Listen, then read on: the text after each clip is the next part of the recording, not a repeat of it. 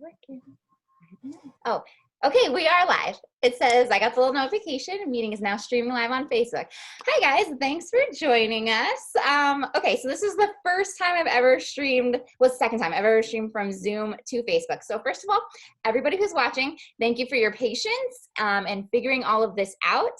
And for the delay, that was my fault. Taking a little bit too much time to set up the Facebook.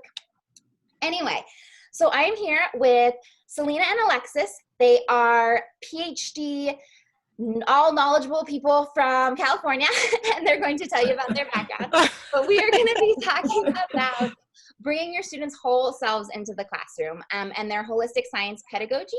So if you are, as you are watching this, please post your questions, because I have some questions about how we can tie this to the next generation science standards, but like we're here to answer your questions too. So definitely post your questions as we get going. I'm gonna like try to be keeping an eye on the questions while I am also checking out the Zoom and everything. So it's gonna be a little balancing act. First time for everything, right? Okay, so Alexis and Salina, can you introduce yourselves? Sure. Oh, wonderful. So I'll start. Good afternoon or hello, everyone, depending on what time zone you're in. My name is Alexis Patterson Williams. I am an assistant professor at the University of California, Davis, and I am excited to be here with you all. I'm a former middle school science teacher. I also did elementary intervention for third, fourth, and fifth graders. I've worked in Oakland Unified School District for about 8 years or so at a charter school, at a couple of public schools, and then I've also worked at a couple of private schools in the Oakland area as well. And I got my PhD at Stanford in curriculum studies and teacher education, specifically looking at science education. And my research is currently looking at issues of equity in science classrooms and really thinking about how we can support students to have equitable learning spaces where they feel like they are a part of the science classroom and that science is a meaningful tool for their lives. And so I'm interested in thinking about how we can work with students to students and group interactions to cultivate that feeling of belonging in the science classroom, but also interested in supporting teachers. And so that's part of my work, and I'll turn it over to Salina. Thank you, Alexis. Greetings, everyone. My name is Salina Gray, and I am actually just finishing up my 23rd year in education. I'm a career educator. I started out teaching high school science in Houston, Texas, and spent the next couple of decades teaching elementary and most recently middle school. And I've taught at traditional public as well as charter schools. And I'm currently an adjunct faculty member at Mount St. Mary's University School of Education here in Los Angeles, California. I got my PhD, that's where Alexis and I actually met, at Stanford. Mine is also curriculum and teacher education and science. And my research focus was looking at how students' identity, how they see themselves in the world, as well as how others see them in the world, determine whether or not they develop what I call an affinity for science, or a science affinity identity. Right? Because we know we all have multiple identities. So I was very interested specifically in how racial identities, or how we racialize our bodies and our experiences, how that might influence students' decisions to not only pursue science as a career, but also to see themselves as scientists.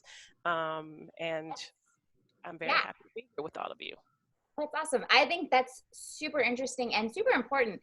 Like I've said this before, I always thought of myself as like not a science person. I was like a language arts and social studies type of person. I mean, I would literally say I'm not a science and math person. And I went through my entire K through 12. I mean, but like looking back in elementary school, I didn't think that way. I loved nature camp and being outdoors and learning sciencey stuff, but somewhere, so it's really interesting how whatever, something happens in school that really shifts those identities. And I eventually came back to science, but it was kind of weird little loop, kind of meandering path, but that obviously doesn't happen for everybody. And Right. looking back, it's like, well, if I had thought of myself as a science person, maybe I would have pursued, I mean, I love being a science teacher, but like maybe I would have pursued like a degree in science and become a scientist or something, you know? I don't know. Absolutely. Anyway, so I love that. Okay, so can you guys tell us about what your holistic science pedagogy is? For those of you who are listening, I did post the paper. You can go ahead and like go read it yourself. Not right now because, you know, stay with us, but but you can go read it later. But they're gonna summarize it for you anyway. Yeah, so I'll go ahead and answer that question. And I appreciate you sharing how you didn't feel like a science person. And I think that that's a part of what the heart of what the WSP or the holistic science pedagogy is all about, is acknowledging that so many of our students from many backgrounds, but also we know that there are groups of students who have been historically marginalized, women, Black and brown children, being historically marginalized in the space of science. And so really the holistic science pedagogy is Salina is kind of birthed out of Salina and I having a bit of a powwow about like, what can we do for the folks who say, I'm not a science student. And I felt that way, right? I wasn't a science person, so I thought, right? And so we literally sat down in this office that I'm sitting in and we spent hours poring over our own research, our studies, our dissertations, and thinking about what did we know from our teaching experience and from the research in terms of pulling together these commitments that a teacher could make to really bolster students feeling like science is a space for them and that they could use for their lives. So that's a little preamble, but I really connected with what you were saying, Nicole, and I think that's what the WSP is all about, is making science a space that everyone wants to be a part of. So what are these 5 commitments? And these 5 commitments are a commitment to an ever-developing self-awareness, a commitment to science and its practices, a commitment to science as a transformative agent. Go on with the 3, there you go. A commitment to students' social and emotional well-being. And then the 5th one is a commitment to restorative practices. And I'll just briefly talk about each commitment, but first of all, commitment moves us past beliefs, and that's why we chose the word commitment. We were really intentional because we can have a lot of beliefs in things that are good, but a commitment requires us to take action. And so we're really asking teachers to really think about what actions they can take. One, to commit to an ever-developing self-awareness, which is really just about developing the ability to interrogate oneself, to have this critical reflection, and to cultivate a critical consciousness of the world. And that's because we are not neutral beings, and teaching is not a neutral act. And so we have ideologies and values that integrate and are influencing the way that we teach and the things that we do. And so we have to be able to ask questions about, are there decisions that I make that are steeped in oppressive viewpoints? Or white supremacist viewpoints. I mean, case in point in the times that we're living in today. And what's the work that I need to do to unpack that? How do I need to understand my students and who they are in this system, and how that can then relate to science? I'm gonna try to make it quick. Read the paper for the full out, because there's 5 of these things. So the second one is a commitment to science and its practices. And this is really, I think, what a lot of teacher ed programs do in the methods courses. They really outline what's the new research out there in science education, highlight ways to teach the standards. Shout out to Nicole and I Explore Science, right? This is what the commitment to science and its practices is: understanding the nature of science and the best ways to teach the nature and the habits of mind of science, the practices of science. The third commitment is a commitment to science as a transformative agent. We know that a lot of times traditional science teaching is this kind of static remembering of facts, kind of cookbook, recipe, labs, and that's not what the nature of science is, right? No, that's not. That's why so many people say, science is not for me, right? Yeah. But it's really teaching science in this dynamic way and really highlighting in our instruction how science has changed the world, right?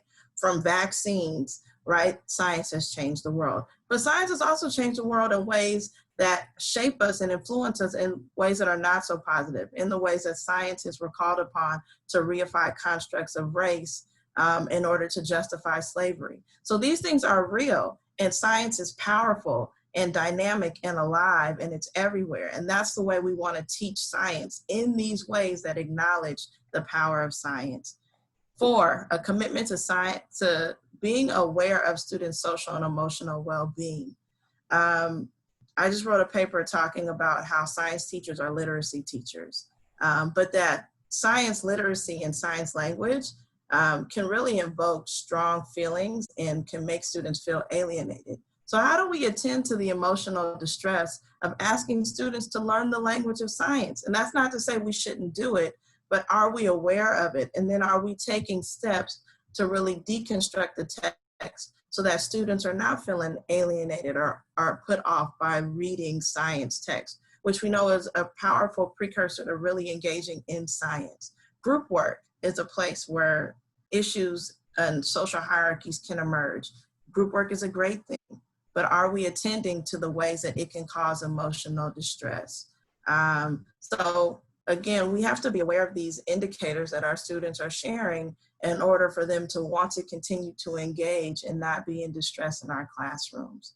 And then lastly, a commitment to restorative practices. When we recognize that some harm has happened, whether it's in group work, whether it's an affront to students' identities because of some kind of historical harm that we're studying in our lessons about science, how do we repair the breach? How do we repair the breach so that our students want to continue to re-engage in science learning and in our science classroom? So those are our 5 commitments in a big nutshell, because there's so many. That was awesome. So I was like jotting down notes because like all of these ideas were sparking in my head. And so Salina's gonna talk about a couple of the commitments, but like offhand, I just want to mention, because these are the ones that we weren't planning on talking about, but like that social emotional connection, for those of you who are watching and might not be the like how to anchor workshop, that series that I'm doing right now, you can sign up or whatever if you want, it's free. But the whole first lesson is exactly about like creating that safe place for students, because you literally, your brain cannot learn unless you feel safe and in community with others and are like literally your brain cannot learn. And the whole lesson is like the brain science behind that. So, I mean, 100% we need to be attending to those social emotional issues, because for the majority of people, and I mean, maybe there's, you know, some people who are just okay and can just whatever, push through it. But for the majority of people, we do need to feel comfortable in order to be focusing on like the higher order thinking and all of that. So for our students, we need to be focusing on that. So that popped in my head. And then what you were saying about the, like, what was it? Science, everyone can be a part of. I mean, that's literally one of the tenets of the NGSS is this equality and bring equitable science, like meeting and rigorous science to everybody. Because for so long in like, you know, just schools with like lower socioeconomic status or whatever, we've like dumbed down science because they don't have the reading skills or they don't have, you know, but we really need to be bringing the same rigorous level of science to all of our students. And so anyway. Absolutely. But I just wanted to, those like bells went off in my head. But Salina is going to talk about some of the 2 commitments. I think there were just 2, or was there 3 that we were going to talk about? We'll highlight 2. We'll highlight 2 that we wanted to really connect to the NGSS.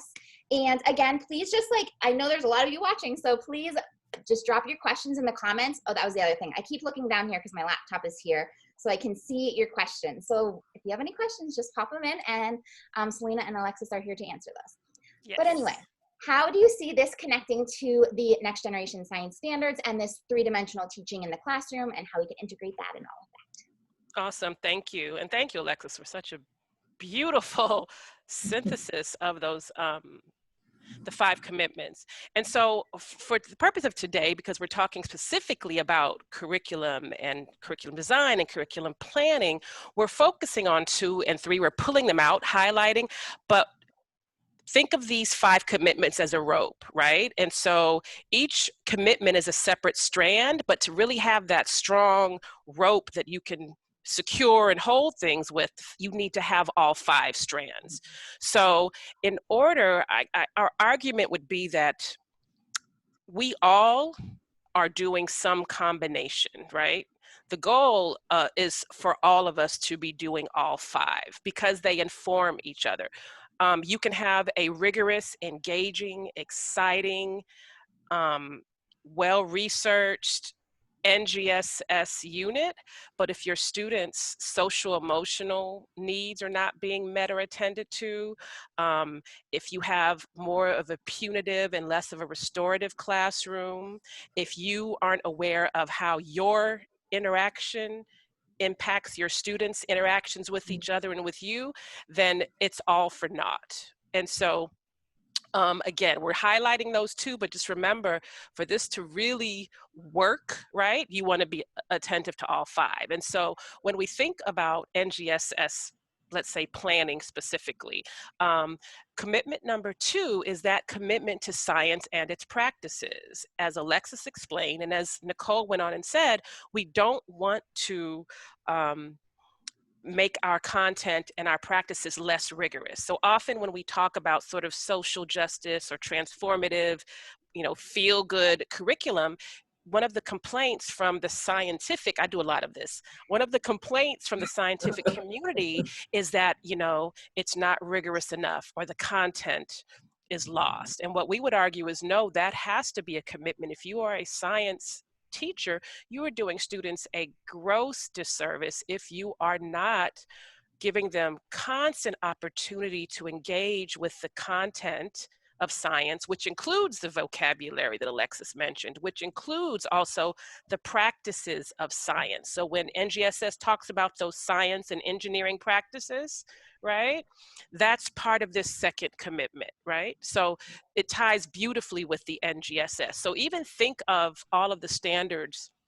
Think of the DCIs, think of the cross-cutting concepts, think of the SEPs.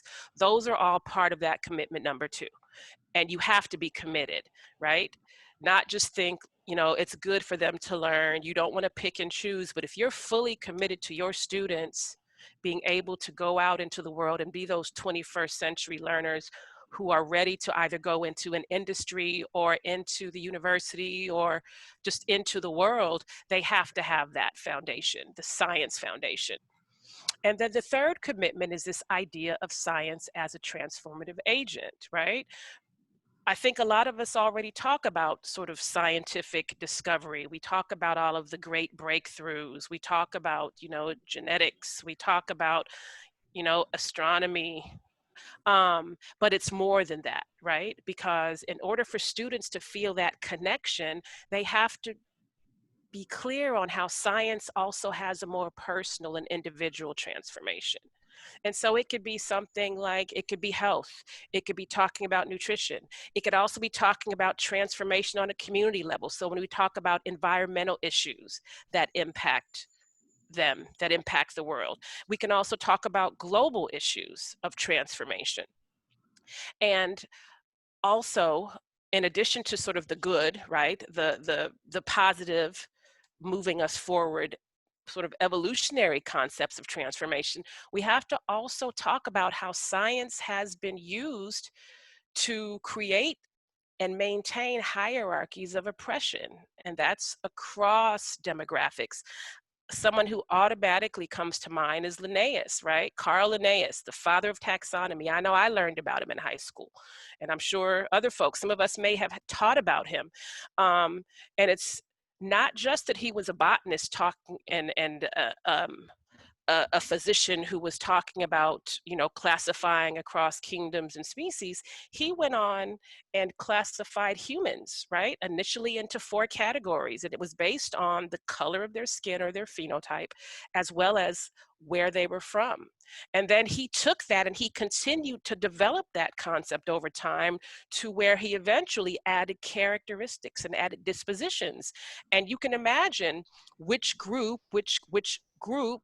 had the most negative, right, characteristics and negative affect and negative behaviors, and those who had the more positive, right, honorable and noble characteristics.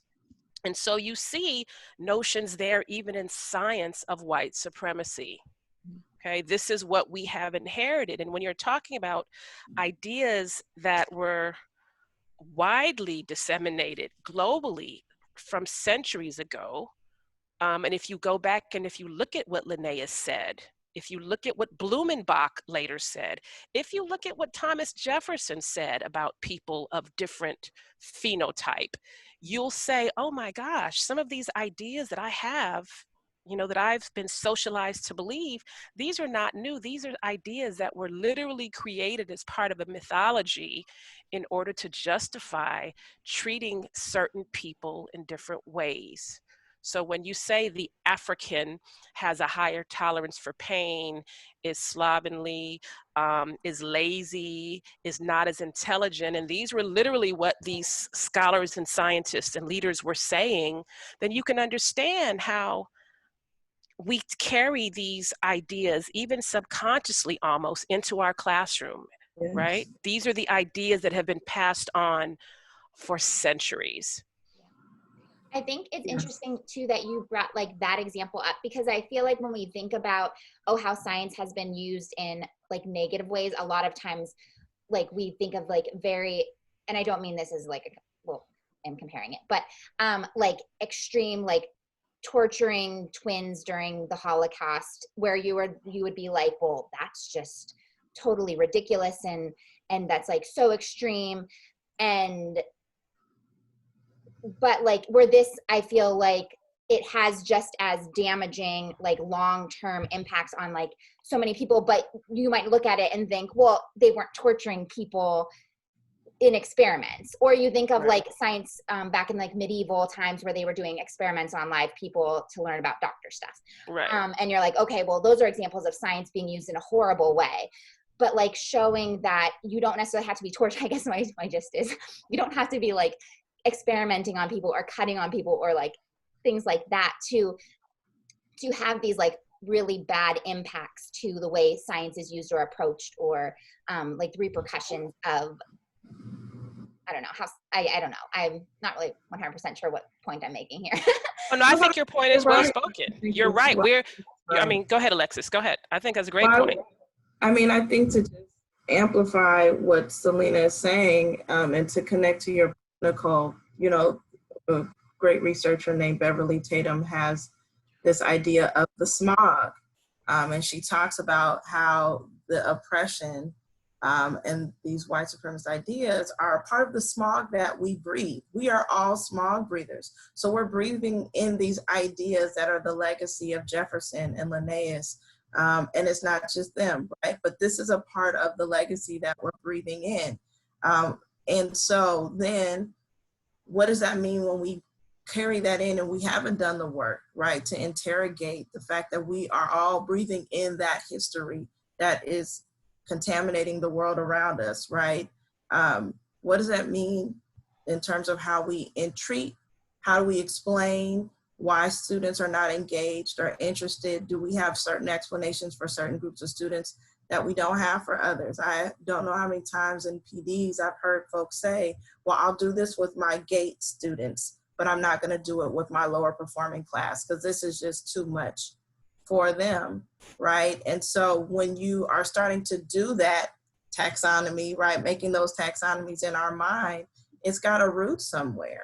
And so you've gotta really do that interrogation because it is hindering our ability to commit to doing the rigorous science teaching that the NGSS is requiring us to do. And if you're in a school where students are quote unquote low performing on standardized tests, then what's going to be your incentive to engage with the NGSS, which is quite different from most previous forms of standards, right? So it breeds this kind of thinking that can then inform how we approach teaching and approach our students. And also, I think it also helps us to understand why certain communities are distrustful of science and distrustful of doctors and things like that, because there is a history where science was abused. And so part of that disinterest is a historical one. Right. So we have to think about how do we repair the harm and how are we are builders or menders of the breach. Right. And excellent. And with that, which again, I think Alexis just touched on, this idea of, I like to believe that most people, I'd even say all, why not, have good intentions. I think there are very few people on planet Earth who wake up in the morning saying, who can I cause harm to today? Right? And so that being said, imagining you have a group of doctors in the South, in a state, who decide that they want to experiment on a group of people to see the impact of some kind of drug or allow some disease to run its course and to see what happens. Mm-hmm. How do we decide what group of people we're going to experiment on? When you have folks who say, gee, we really want some free labor, right, who we can treat any old kind of way that we can make money off of, how do you decide what group of people that is going to be?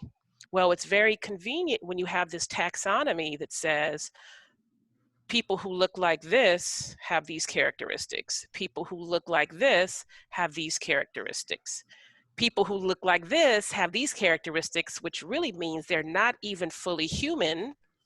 Therefore, however we treat them, it doesn't matter because they're not even human. And so we cannot, in 2020 even, undervalue the impact of this historical scientific taxonomy. When we say this is foundational to understanding white supremacy, it is literally foundational.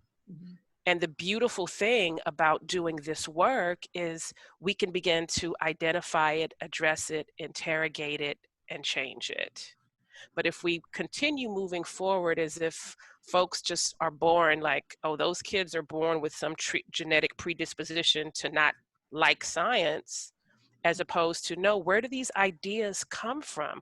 Well, if you said that Black people and Indigenous people were not intellectually inclined, and you said that 300 years ago, and that idea was never disrupted, then we have these ideas almost subconsciously. Okay, so we have a question. Someone brought up the syphilis experiments, which I am, were you kind of like alluding to? Yes. That's what I thought of too. Oh, I wasn't subtle. I thought I'm glad that the folks knew. Thank you. That's awesome that they knew what I was talking about. And then, I love it. So then someone asked, so how do we differentiate in an appropriate way for students without watering down materials? So, Alexis. Yeah, you guys. Yeah, I mean, it's a good question. I first want to say that I think it's important to listen and learn our student populations. I think one, we have to think about our age group, right? So there's a way to enter into certain conversations with kindergartners and first graders that are appropriate for that age group in ways, and to touch on things that are more appropriate for our middle school and our high school students. But for me, I found that my students were already dealing with the vestiges of these things. And so they brought to me these instances in their daily lives, not necessarily around like the syphilis experiments, but of where racism was coming up for them, right? Racial profiling that they experienced walking to school, hearing people say, oh, that's so white. Why do you talk like that? That's white. That's what white folks talk. These things, to me, I'm like, bring them on into the classroom, because that's where I'm going to start my conversation. I'm going to start with what you bring in and be able to bring in these various perspectives and context and connect it to science and say that science is life. And that science can either help us understand what's going on around us by understanding the phenomena that's going on. It can help us see the world differently, or that science can be connected to what's going on, and we can use that historical perspective to really understand things. So I think it's one about bringing in what we know is pertinent to our students because of what they say, because we understand the history of the community, right? And we understand the work that's happening there, and then making it relevant. and then doing it in appropriate ways. Selena? And I would just add, and I would, the idea of watering it down. I would encourage all of us, because I do think, I have to constantly, even though Alexis and I have been doing this work, this type of work for a very long time, we are still daily interrogating, because we're talking about undoing lifetimes, right? I'm sure we all know about epigenetics, right? We don't just bring our experiences, we are carrying sort of historical legacies and ideas in our bodies, right? But I think this idea of watering down, asking ourselves, why do we think of it as watering it down when we're basically trying to just meet students where they are to get them where they need to be? So maybe if we just shift from, don't think of it as watering down, think about it as, okay, this is what my students have shown me their understandings are already. These are their scientific misconceptions. How can I help them get to where they need to get, right? And that's one of the unique things about science is I tell my students, you're born scientists. Yes. The minute you start asking questions, the minute you start taking your toys apart, the minute you start trying to explain what a rainbow is, even if they're not correct, that is still, you are actively engaged in science and scientific inquiry. And so all of these babies are scientists the minute they walk into your room. We are not making them scientists. We're trying to remind them, hyphenated them of who and what they are. They were born scientists. When they're crawling around, putting things in their mouth, make a face, you just did that, you tested. So we're not making them scientists, right? We are trying to undo the damage of a world that says only boys can do science, only these kids can do science, only white folks do science, Black folks don't do science. Don't ask questions. I'm going to tell Exactly. you what you should know, or what you should Exactly. ask, or what you should think. Yes. Exactly. And can I just add in also, I know we're bringing in the transformative justice racialized perspective, but I just want to clarify that we're talking about our framework. We're not saying that this is a framework that only Black and Brown students or historic Absolutely. students can benefit from. Oh. Everybody needs to be engaged in this conversation. Everybody. Everybody. So, and everybody brings things and ways for us to think about transformative approaches, justice issues, and we also need to bring stuff to our students. So if our students are living in a colorblind world where they don't see these things, or where they're only thinking about injustice in particular ways but not in others, it is incumbent upon us to bring these conversations to our classrooms. So I just wanted to also make clear that, you know, you might say to yourself, my students have never been racially profiled. Great. And also there's still conversations and ways to bring in and layer in these issues of justice for all of our students. Well, that reminded me. I thought about it a couple minutes ago, and then I forgot about it, of course, because I didn't write it down. But what you mentioned about like the syphilis experiments, well, kind of mentioned and hinted at, whatever. Like, even if your students don't have experience with the syphilis experiments, or if your students don't have experience with, like, I've used this example. We used an example of people in, I think it was India. We watched a short little video clip of it, losing their homes due to sea level rise due to climate change. So the disproportionate impacts of climate change, basically. Like, my students aren't losing their homes because of climate change, but they could relate on like an emotional level. So it doesn't even have to be like the same exact phenomenon if they can relate to like the same emotional kind of, so they don't have the connection to the syphilis experiment, they haven't been experimented on, but they can relate to the like racial profiling of it and the injustice of that aspect. So Absolutely. You can find like it doesn't have to be, this is my direct student's experience, if you can connect it in like another way, like an emotional connection or Absolutely. parallel or whatever. When we, you know, tying back to like the phenomena, you know, at the transformative and social justice issues as phenomena. Absolutely. And we have a couple comments were like integrating indigenous knowledge along with Western science perspectives.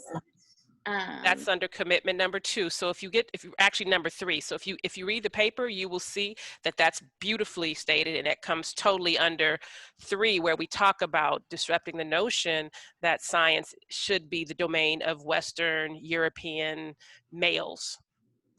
So absolutely. And then someone mentions along those lines, science is only as good as the people doing it. So like, yeah, if you only have those perspectives in their science field, like what kind of science are you really getting? And I feel like even in like medicine, a lot of, if you look at, I mean, just researching women and people of color, and like medicine is biased against, you know, a woman doctor, and they say you have anxiety, or you're overreacting, or you are stressed, or something, you know what I mean? And there's all sorts of studies. But then we also aren't represented in the field as much, you know what I mean? Right. So if you have better representation, then you're going to get better perspectives. Yeah, absolutely. And again, I'm glad you said that, because I think a lot of folks will look at all of these indicators of health and wellness, all of the sort of disparate representation, all of the, high mortality rates, and how it spreads out by demographic. But in the back of our mind, there's this idea, but of course that's supposed to happen because they're Black, because they're Indigenous, because they're, Latinx. So of course that's supposed to happen, because for centuries we've believed that those people are predisposed to all of these. And so it's almost like saying what happens to them is not only expected, but it's okay. And so that is where we have to get in and really disrupt. Mm-hmm. Or I've heard like, well, it's never going to change anyway. That's like something I've heard people saying lately, which is like, okay, well, if you have that, if you think about it that way, sure, it's never going to change, but it's just a cop out. Like, right, which is basically saying, well, it's okay for it to not change for those folk. I don't know, there's litter all over my yard because I keep littering, and that's never going to change. So there's going to be litter all over my yard. Okay, well, just stop littering. Like, not that it's just as easy as stop littering, but I mean. Right. But the question is, what's your word? What's your word? Right, exactly. Where can you impact change? And so that might be your classroom, and that might be with your 30 or 60 or 100. Your area of impact. And why not have an impact? And why not be transformative? And why not be just? And why not disrupt harm in your sphere, in your area? Right. Have control, right? So we see teachers as agentic. We see teachers as transformative. We see teachers as intellectuals. And to say it's bigger than what I can do, I feel like it's a stripping of the agency and the intellectual prowess that teachers have. And often, even if we take it out of the classroom, someone once told me, I was lamenting how no one's, the world isn't changing. And this was a few decades ago. And I was just lamenting and complaining and whining. And my friend, who was an activist, just looked at me and said, those who complain the most are usually the ones who are doing the least. And I was like, oh, but I get it. And doing the most, according to, if you look at the 5 commitments, it all comes down and begins with the teacher. So a teacher who tries to skip number 1 and just say like, I'm not racist, I'm not sexist, I'm not LGBTQ antagonistic, I believe everyone is equal, and then they try to jump into 2, 3, 4, and 5, it's not going to be authentic or sustainable. Because as Alexis said when she mentioned Beverly Tatum, we're breathing in smog, not just of racism, but all of these sort of isms, right, that direct and influence our actions. And so that's number 1 is the toughest one. Yeah, you have to number see 1 is the toughest one, because who wants to sit and be like, oh my God, I said that, and oh, I did that, and oh, I did that once, and oh, I thought this thing, right? Yeah. But you have to do that to be able to do the rest. Okay, so here is a really long and hard question. Okay, so looking back at the history of education in America and its roots, as you know, are steeped in racism and sexism, colonial oppression, genocide of Native children, and education was used as a means to destroy Native culture, and even, lots of different diverse cultures in general. how do we break down those barriers within this very system that really needs a complete reformation, using science as a vehicle to open up children's perspectives to the world and to different cultures? So I think this is interesting. My thesis was on education. My master's thesis was on education in like the colonial period. And so it was Amandine, I'm sorry, I'm saying your name wrong. But she brings up like a super good point. Like education was basically viewed as a vehicle to create a homogenous culture. Absolutely. So how do we change it when the system itself was designed to do that? And it's a brilliant question. I think it's the one that we who fashion ourselves as activists and liberators and abolitionists, whatever titles we take for how we sort of do revolution and transformation, that's like the daily question we struggle with. And so how do I do the work to transform, not even transform, I'm not trying to transform a system, I'm trying to create a whole new world. How do I tear down and create a whole new world while, as Audre Lorde would mention, I'm using the master's tools, and can I? And so I reached a place, and I'll be brief and then let Alexis go, of more of a both and. And so I would argue that my role is to sort of be grounded in the right now, right? Be mindful, but still keeping my vision on the world that has never been, because the world I envision has never been, never. And so my role is to prepare students to be successful in this current system, which means if I'm a science teacher, I want to get some doctors, some nurses, some engineers, some mathematicians who are going to be conscious, who are going to fight for justice, who are going to disrupt the inequity, right? So preparing them to be successful while simultaneously preparing them to disrupt, destroy that very system that is oppressive and hierarchical. So it's a both and it's a lot of work, but to not prepare them would be a disservice, because then what will they be doing, right? Because at some point they're going to move on beyond my classroom, right? But I don't want them to get comfortable and get status quo and be like, this is cool as long as I've got mine, right? I want them to constantly be critiquing this very system that they are a part of, knowing that at some point we are going to hopefully disrupt things and create something new. That's the answer. I mean, it's a tension. It's a tension. And I think we have to acknowledge the tension. I mean, and I think Salina and I are similar in that perspective. I'm not going to determine where the babies go. In the sense of, I am not going to not give them the tools to be successful in the current system in favor of being disruptive. I want to give them a both and. I want them to choose their path. I want to be able to present things. I want to critique it, take it apart, have them ask their questions, have them bring their experience, put their lens on it, and we can have a discussion. And then I allow them to choose which path they want to take. And I think when we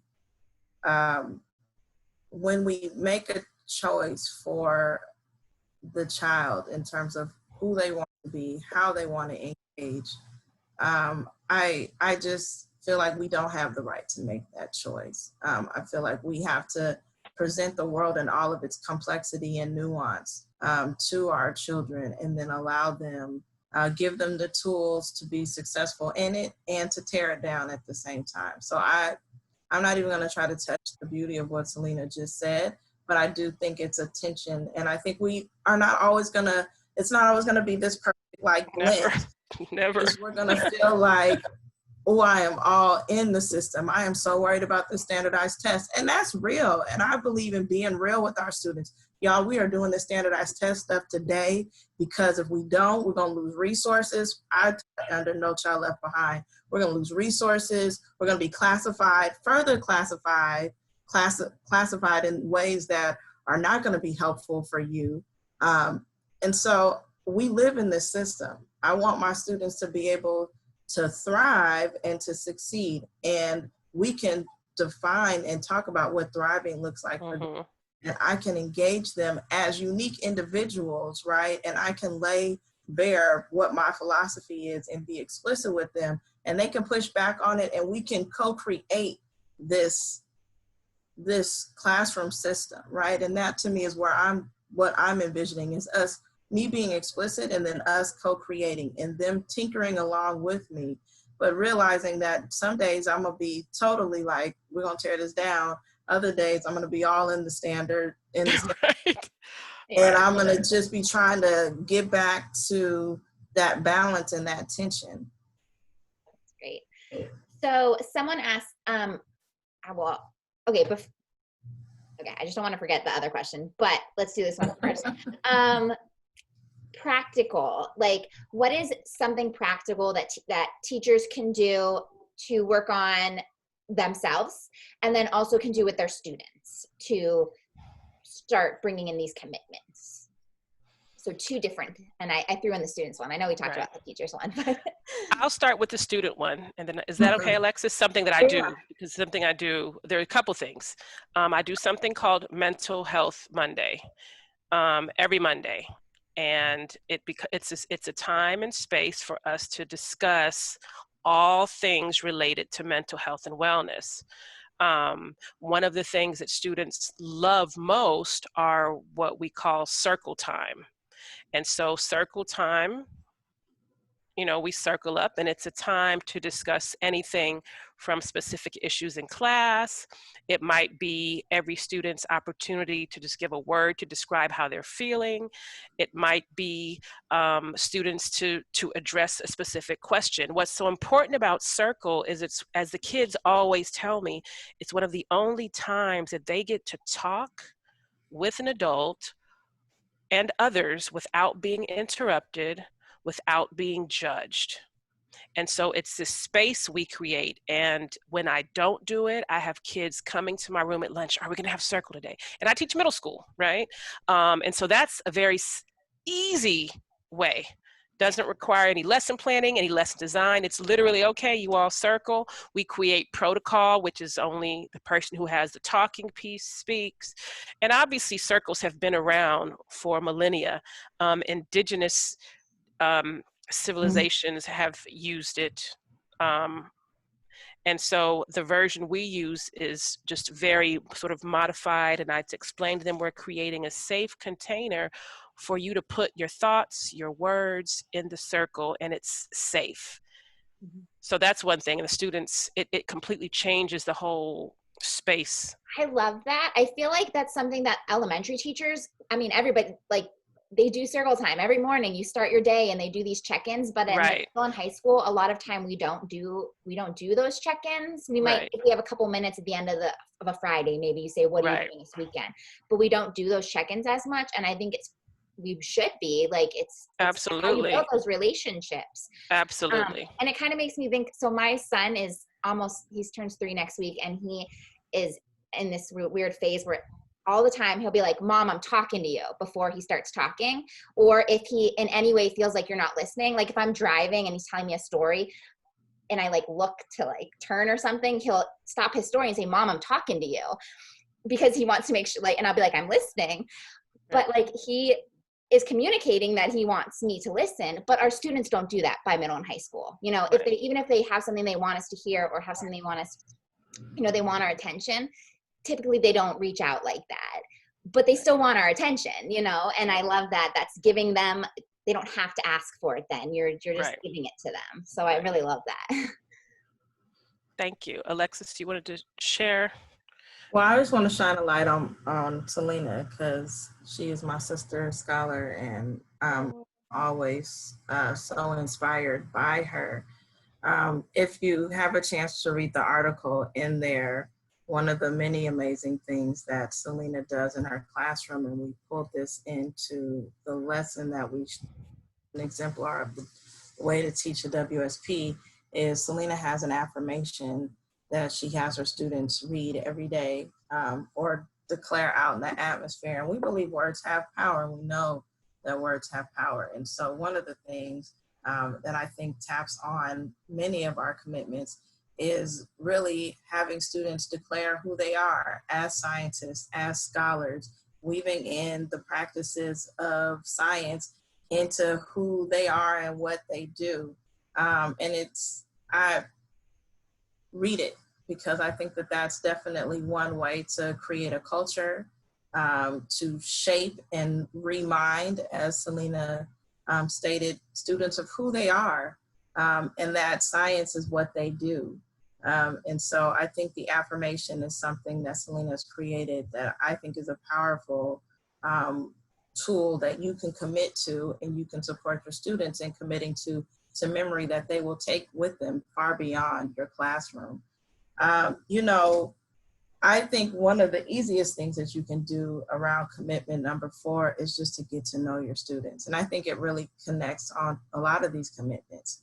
But you need to know who your student is at homeostasis, and getting to know them so that when they come off the wall for whatever reason are not engaging, that you don't have some canned reason, right, about who the student is or why, but that you can understand and engage them. So it's really about, to me, being able to see and have right interpretations and asking right questions about these individual students that you're engaging with so that you can re-engage them.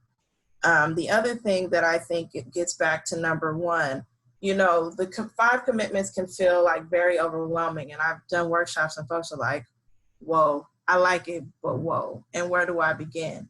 And I always say, you know, I always tell folks, begin where you're strong. Like, first of all, recognize that you're doing at least one of these things well, if not more. So what's the thing that you can like shout yourself out about?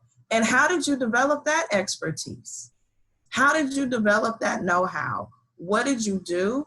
And can you take that know-how, knowledge of developing expertise, and bring that to one of the other commitments where you have a desire? Like, don't pick the one that you are just not there yet. Pick the one that you're like, I really want to do this. I have a motivation, and let me do what it takes to develop that expertise, right? Teaching is a profession, so we have to develop ourselves constantly. The crux of this commitment to having an ever developing self-awareness is that you are a forever learner, that you're Absolutely. 5 years and you're there. Salina has got a PhD, she got a master's, she's been teaching for, you know, more than 2 decades, and she is the most PD going person. She's got all the certificates, all the PDs. I'm like, this woman knows everything, right? And because she knows what her students deserve, and she's constantly trying to be trauma informed so that she can understand what social and emotional well-being looks like. And that's what I'm saying. You're not going to do all these things at once. That's the goal, and that's life's work of a teacher. I would say of a person, but of a teacher. And so pick an area of one, and then say, okay, I'm going to do a PD. I'm going to find a teacher that I think is exemplary, and I'm going to observe them if they allow me. I'm going to find a professional learning community to do a book reading around, or find somebody who will be willing to work with me and come in and observe, and we can have honest conversations. Or I will video myself and interrogate myself around this particular practice, right? It's summertime, way to get some summer reading in, right? I just think that we can take parts of this and really break it down so that it's manageable, but it is an always an ever developing self around these issues of justice, but around our content knowledge, around how do we become aware of students' emotional well-being, how do I become more restorative in my practice? All of these things we need to be ever developing in, and we can pick an area at a time, and use our what we already know how to do. Right. Build out forward. And I'll add, I was just gonna say, you don't have to do everything at once. Right, absolutely. Down in it, you can. Absolutely. And just on number 1, because I get asked that question a lot, and I'm gonna be just very frank. When I started teaching in the 90s, I've struggled with my depression my entire life. You know, clinically diagnosed, complex post-traumatic stress disorder, which my depression is the result of complex post-traumatic stress disorder. So I started self-helping pretty early, reading all the books, watching the videos, going to talks. And so everything that I was doing for my personal life, I realized, well, wow, some of this stuff might help my kids. And so as I was developing and healing from my emotional struggles, my psychological traumas, going to therapy, going to counseling, all of those things, I found the elements like, oh, I could bring this into my class. I mean, I'm not going to have my students strapped on a machine with, getting brain tapping, but maybe I can at least talk about neuroscience and show them pictures of how brains looked that are undergoing trauma, right? And so one is ongoing. One, that self-developing awareness. What I would say is all the things that you do to help yourself feel good, bring those into your class. I'm also very transparent. My students know that I struggle and have struggled with depression. So I'm very real to them. And I present myself not to say, feel bad for Miss Gray and Dr. Gray, but to see that this is where Dr. Gray, Miss Gray has come from, and this is the kind of stuff that I do to help myself, so that it gives students permission to talk comfortably about their struggles and to be open to different techniques and strategies. So we talk about breathing, we talk about, I do yoga. I do some yoga with them, but it's really a different kind of way engaging. I mean, seeing your students as if they were your very own children, right? How would you, if you taught a classroom full of your own children or your nieces, your cousins or nephews, what would you do? And so for number one, that personal thing is do your work. Like, only you know your work. If you know you need some therapy, if you know you need some counseling, if you know you need to join a support group because there's some trauma that you have kind of packed away, and if you know that there are things that trigger you, triggers are areas of, oh, I need to do some work there, right? You don't want to carry triggers throughout your life. Okay, so something triggers you, you explore, you stick with that, you interrogate that, and you get the help. So that personal healing help for yourself is crucial to do this work well. Yeah. We all got stuff, so there's no shame. No, And I know. Everyone. if you know that you got some colorism issues, if you know you got some issues with race, some whatever, work it out, and you can. Affinity groups are so important. White folks need to talk with white folks about racism. Black folks need to get with Black folks. Brown folks need to get with brown folks, because there's healing and pain and experiences that we all have. And you need that space to hold with people who have a more similar experience of being racialized beings, right? That's the kind of work that you also want to be engaged in. I'll just say you must do that work if you're going to teach. You must do it because our kids have a choice. They have to be in school. School is compulsory. They have their punishments and repercussions if they don't come to be with you. Yeah. So that you should be your best version of yourself. Absolutely. This heavy lifting because they have to. So we have to because they have to. And that's the spirit behind the WSP. I like what you said right there. Like, they deserve your best you, and your best you is not this hiding everything and not being able to work through your stuff. You bringing your full pain body to them every day is not your best you, because your pain body is going to collide with their pain bodies, and they don't have the language to explain theirs. At least you do, but you gotta bring your best, healthiest. Part of like the responsibility of, I mean, like, we are typically, teachers don't have a whole lot of control over like certain things in our profession. You know, we have a lot of administrators and states and yada yada telling us what to do, limiting supplies, whatever. But like in your classroom, you are in a position of power. I mean, absolutely. And that's a big responsibility. Absolutely. Work your SHIT out. And that's, I'm still working mine out. So I'm not saying work it out. I'm saying be constantly the same thing we want them to do, we need to be doing. We often have higher expectations of children than we have for ourselves. Oh my gosh. Yeah. Even my like little kids, like they'll be having a bad day and like tantruming and you know, it sets you off or whatever. And you're just like, okay, well, I'm 32 years old and I'm like having a tantrum because I don't know, this broke or something. And meanwhile, I'm getting mad at my 3-year-old because Exactly. he's having a tantrum and he's 3. We do it, right? We You all know, do but it. We all do yeah, it. and But like you say, they're 3, and so we gotta work it out yeah, for them. yeah, it's not his fault. It's I gotta deal We with. gotta do it. Yeah, I had a tantrum yesterday, right? The day before I'm on here telling y'all to work your stuff out, yeah, right? yeah. No, I think everybody has stuff to work out, and I think also in recognizing like our own things, you realize like what you might not know about your students, but what might be below the surface. Right. And like I've shared in email and things like this, my sister was killed by a drunk driver a few years ago. And I mean, I've gone to counseling and dealing with my own grief and things like that. But that whole experience, like I've had, afterward, not related to that, but students would have mentioned things, the experiences that they've gone through and never went to counseling for, never had anyone to talk to about, never. And I'm thinking I don't know how old I was at the time, 28 or something year old person going through this and needing to get help because it's a lot to process and it impacts, anxiety and how you think of the whole world and everything about, your life.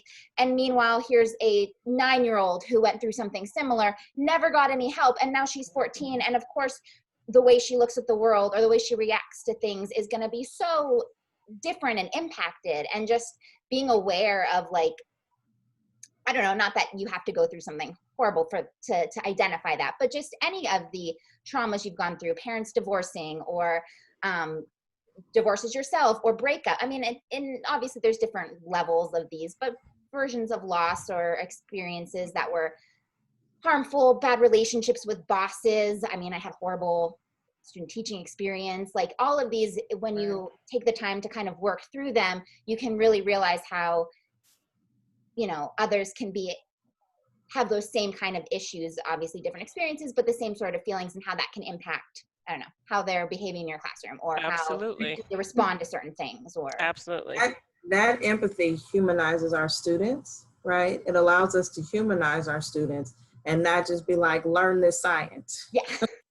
Yeah. Why aren't you learning this science lesson that I went to I Explore Science and I did all these and I really plant this unit to be the bomb and you are in here tearing up my lesson, right? But how do we humanize our students? By realizing that this work is hard and heavy and they're not as equipped as we are to do that work. And so it's all these things at once. Yeah. Right. Like we just went on this riff about, well-being, but that is a part of science. You can't learn science. I know people are like, and again, like, oh, maybe teaching's a little more than I thought, right? This is a little more. It's a little more to teaching than what teacher ed programs are not teaching this. No, and like what we mentioned at the beginning with the like the brain and feeling safe and that emotional community, like you can't learn any of the higher level logic stuff if your like lizard brain isn't like able to chill out. And if you're so you got to get that lizard brain under, that's what the whole how to anchor thing is. It's like lizard brain, get it under control. And then we can go on to the higher order cognitive stuff. Absolutely. So definitely. Anyway, so we went a little bit over, but do we have any other, I think we addressed pretty much all of the questions. If you guys have any other questions, I guess you can pop them in here. But this was such a good conversation, and I'm so glad you're able to come on. And I kind of want to do this again sometime. It was so fun. This is awesome. We thank you. Thank you for having us. Your birthday, Nicole. It is my birthday. It's Nicole's birthday, everybody. After you're 21, birthdays don't even matter. I feel like it's kind of exciting until you're 21, and then afterward, it's just like, wait, how old am I? I don't know. We're here to celebrate you. Happy birthday! Yes. Thank you. Truly, all right, well, everybody, thank you for tuning in. And remember, you can find, I will also link the article in the comments here, but you can find their paper on holistic science pedagogy in there's another post in the group, but I'll also link it here. So definitely go read it. Feel free to like post additional questions, or I don't know, Alexis, Salina, if They can reach out to us. Them to reach They out. can email us. They can email us. Okay, so I will have Salina, I don't know, Alexis, are you on Facebook? I am on Facebook. Okay, so if you guys probably email me because I'm so bad at messaging. She's not on Facebook very often. Okay, like, so I'm not you want to post because you're in the group, Salina. you can maybe post emails, and then people can either message you or email Alexis or message or email, whatever you want, Salina, however you want them to communicate with you. And if you want to do like one-on-one Zooms, you know, just to someone, because Alexis and I love this work. So just hit us up. We can do one-on-one talks if you want to brainstorm together, if you want to talk about lessons. I mean, I shouldn't be volunteering Alexis because she's highfalutin, very busy. But I am, my full-time gig is middle school, very standard 8 to 4 day. But yeah, we love to, if we can offer support in any way. And I actually am enrolled. That's how have come to find Nicole. I am a member of iExplore, and I'm going through, because while I may be really effective pre-NGSS, NGSS is different. And so I'm learning right along with everyone else who's the PD queen, like Alexis said.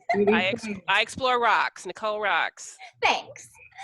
All right, well, we will post ways that you can get in touch with Alexis and Salina, and yeah, and if you are interested in like the How to Anchor program with the whole lizard brain, the brain science workshop thing, the link is in the Facebook group, and that workshop goes through the whole lizard brain thing that I've been mentioning. So anyway, thank you, Alexis and Salina, and I'm going to turn off the live. Thank you, everyone. Thank you, everybody, for having us. Stay safe, everybody. Take care of yourselves. Take care.